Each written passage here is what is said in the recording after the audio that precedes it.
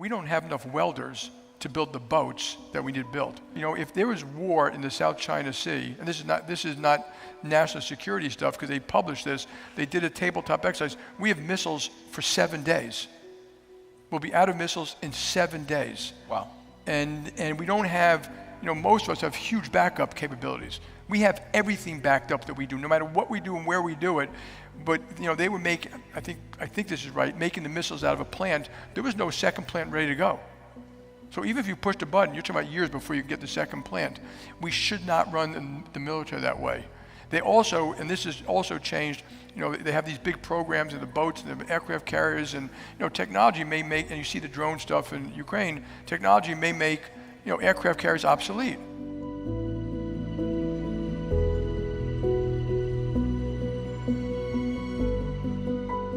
When you look around the world, at the economy, geopolitics, you know, what worries you the most?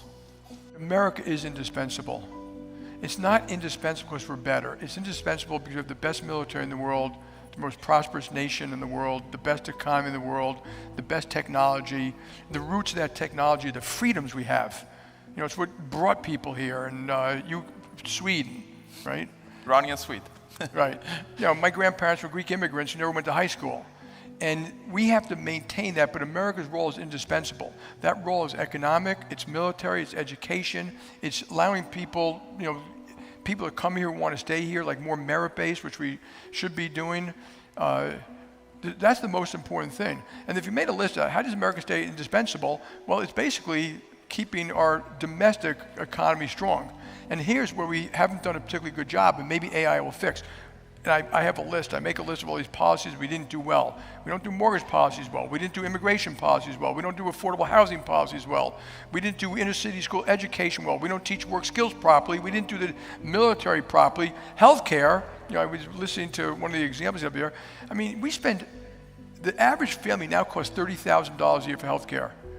America is spending 18 or 19% of its GDP. We have among the best in the world, you know, in which I'm a beneficiary of, the best hospitals, best doctors, best surgeons, best pharma, best medical devices, and among the worst. People are dying younger, there's too much obesity, we don't teach it in K to 12, it lacks transparency, you know, and we gotta get at this. And so you know, to me, America should make sure that we're strong. And that strength also comes from celebrating our values and our virtues, and not insulting them all the time like we're bad. Yes, we did some terrible stuff, particularly the black community in this country. Absolutely, but the values and the virtues are the best the world's ever seen. People come here to be Americans, and it's the natural thing, freedom of speech, freedom of enterprise, and freedom. You know, when they said the pursuit of happiness, the founding fathers, they meant the pursuit of purpose. They didn't mean happiness the way we mean happiness. They meant you're building something. You're accomplishing something. That purpose could be teaching, it could be building, it could be being an entrepreneur, it could be just being a great parent or something like that. And those values and virtues, you know, we've heard. And like I always feel if some of you have all played in sports teams, if you have a sports team that's tearing itself apart, it will not win. Yeah, we're kind of doing that, a little bit of that today. So I think that's keeping the nations indispensable also means keeping ourselves strong. Super inspiring. Thank you.